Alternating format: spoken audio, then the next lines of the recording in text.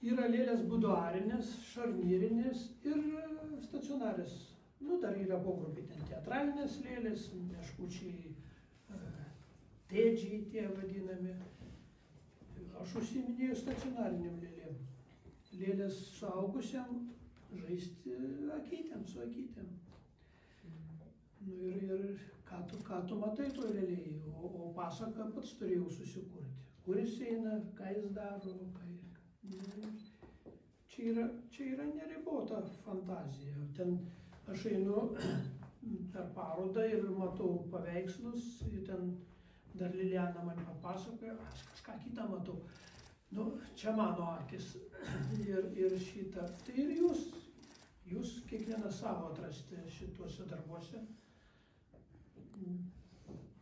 Ką aš dariau tenais, kiek ten stovi prie Audros šitą moterytę ten tokia, kiekviena moteris turi turėti mažą juodą suknelę. Nu, tai viena moteris ten turi mažą juodą suknelę.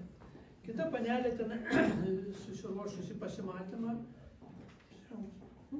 Nu, aš nemoku papasakoti, jūs patys žiūrėkit ir fantazuokit, kas ten yra. Bet man atrodo labai gerai, kad čia šiandien skambėjo Anderseno tekstai, iš tiesų. Ten labai gražių frazių buvo, jeigu dirbi ir gyveni, tikrai. Jeigu kuri gyveni, nekuri jau kažkoks gyvenimas skurdesnis. Man. Tai iš tiesų tas pasakų pasaulis, pasakų, sakmių, legendų pasaulis, jis kažkur visai čia pat, ne? Ir ypač kalėdų metu, aš tai dar ryte galvojau, kad kam, iš kur jos atėjusios tos Olego lėlės, galvoju, gal iš Tolkieno, Žiedų valdovo, kažkoks toks viduržemio ta šalis, ar ne? Nu, šiandien čia Andersenas suskambėjo ir irgi klausėmės Anderseno ir fone ten tą, priminkit pavadinimą su paukšteliais, ten yra marginėtoje, ar Lesinėtoje. Marginėtoje šalia kažkur. Nes gamtoje matėt, kad pas paukščius visi kiaušiniai juk margi yra. Nu tai kažkas juos margina. Nu, tai čia pasirodo, čia jos darbas, tos mergelės, kuri visus tos kiaušinius. Kažkokia fėja yra, kuri tos kiaušinius margina. Tai žinokit, aš turiu, Lilijana, jums pasiūlymą, kai būna naktis muziejuje, tai siūlyčiau padaryti naktį su Olego lėlėm. Įtariu, kad kūčių naktį tai jos tikrai prabyla, bet kaip jūs ten su jom susidorojat savo dirbtuvėj? Kaip papasakokit, kaip ten būna, kaip jos pas jūs pasibeldžia, kaip ten... Man žmona liepė nenusišnekėti. Visko šnekėti. Gerai, kur ta žmona? Dabar prašau matyti. Liepė nekalbėti. Žmona prašo matyti. Žmona kalbės už dabar.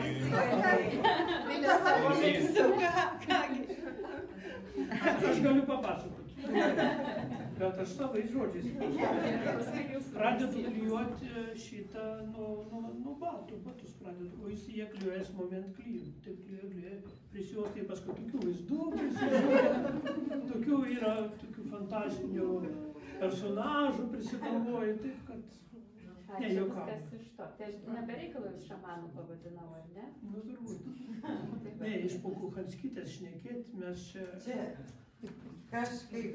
Bet ten buvo dvarininkai, o mes kumečiai, nes jūs talis aš raštininkai. Mes prie tos kitos eglutės. Mes tam kitam kambarį, mes tarnų kambarį.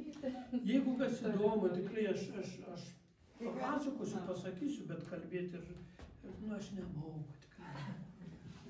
Tikrai moki, bet kalbėti ne.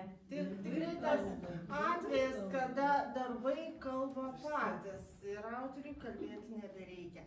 Labai tikrai yra sunku, kad dar tapytoja ar ko nors klausia, na papasakokite apie savo kūrybą.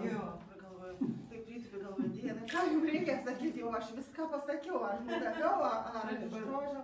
Tai va, tai šiuo atveju reikia klausinėti, aš norėjau sakyti tardyti, bet gal geruoju klausinėti, tada, sakė, geranoriškai viską papasakos. Tų lėlių aš tikrai daug esu padaręs, aš nežinau, 100 gal nesu padaręs, bet jos iškeliauja ir negrįžtamai. Gaila? Skirtis? Ne. Kitų žinokit neprisimenu. Va čia yra teisingiausias požiūris į kūrybą. Kai kurie autoriai labai sunkiai skiriasi su savo darbais ir nenori skirtis. O aš galvoju, kad jeigu jau antikoje pasakyta, kad menininkas yra tik tai tarpininkas tarp kūrėjo, demiurgo ir žmogaus, vadinasi, tau duota, tu sukūrei ir paleidai žmonėm, pasidalinai džiaugtis. Ir jeigu tavo darbas atliepia džiaugsmų žmonių širdise, tikslas ir yra pasiektas. Aš labai džiaugiuosi, kad jūs esate šitas žmogus, kuris dalinasi savo širdies gerumu ir meilę ir tuo grožiu, kurį matote, to stebuklų pasaulio, to pasakiškų pasaulio. Ne veltui šita paroda yra kalėdiniu laikotarpiu. Ji tikrai yra stebuklinga ir kalėdų metas. Mes ilgai jūsų nekankinsim, jūs visi galėsite kalbėti, bet kadangi jau aš tą maišiuką tikrai labai noriu atiduoti, tai aš dėkoju.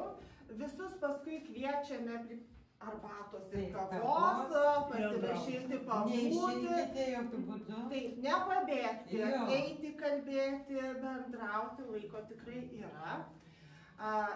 Džiaugsmo sekmadienį šiandien. Džiaugsmas. Tai pasidžiaugti. Ačiū labai. Ačiū, Liliana. Ačiū labai.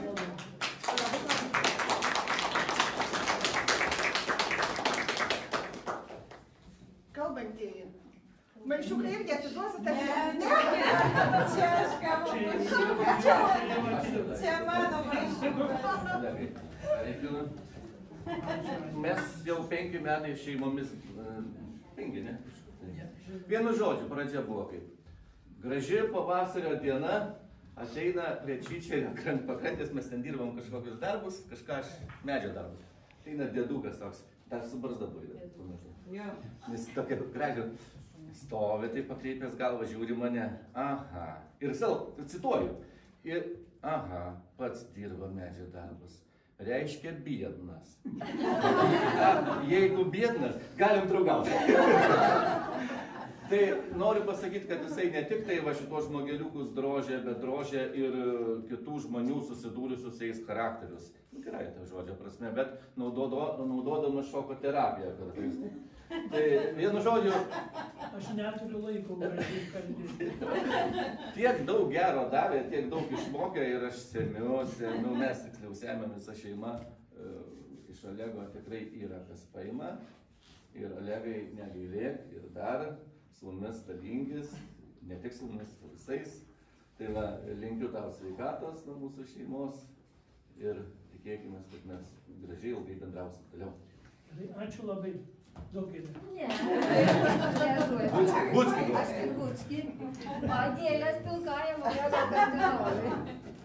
Ačiū, Gėlė. Kad suprastumėt, koks stebukladarys yra Olegas, tai žinokit, iš ko gimsta lėlės.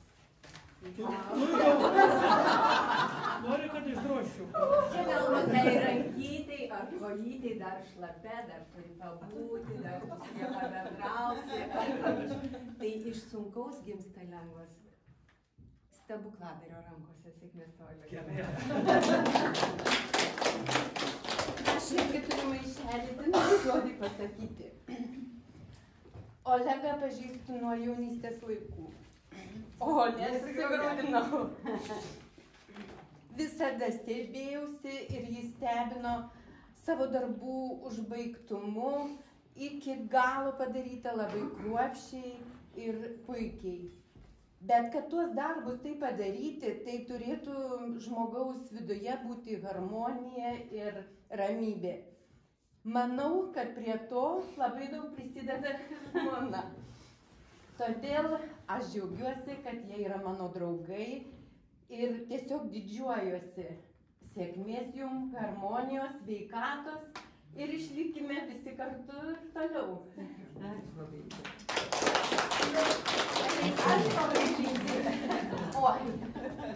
Ačiū labai. Tarp kitko mes susipažinom Sibire, bet jau kai antrą kartą buvom Sibire, jau savo norų išvažiavę. Šiaurė. Mes daugiau kaip 20 metų stebim Olego kūrybos procesą. Ir galim paliudyti, kad čia šitų šedevrų buvo gerokai daugiau ir yra, nes Olegas yra, kaip Jūratė sako, lietuviškasis Leonardo da Vinci, jis kažką tai kūrė, prietaisus įvairius. Aišku, žavi ir jo kūryba ir seniai norėsiu, kad kažkam parodyt daugiau. Ir pagaliau atėjo ta diena ir mes tikrai labai džiaugiamės. Ir džiaugiamės ne tik tai jo kūryboje, pačiu Olegu. Yra didelė dovana su juo bendrauti, nes jis tikrai nuostabus žmogus su Viljabu. O kadangi Olegas jau iš sodybos į dvarą persikėlė, tai iš Raudondvario dvaro linkėjimai iš draugiško Tiškevičių dvaro.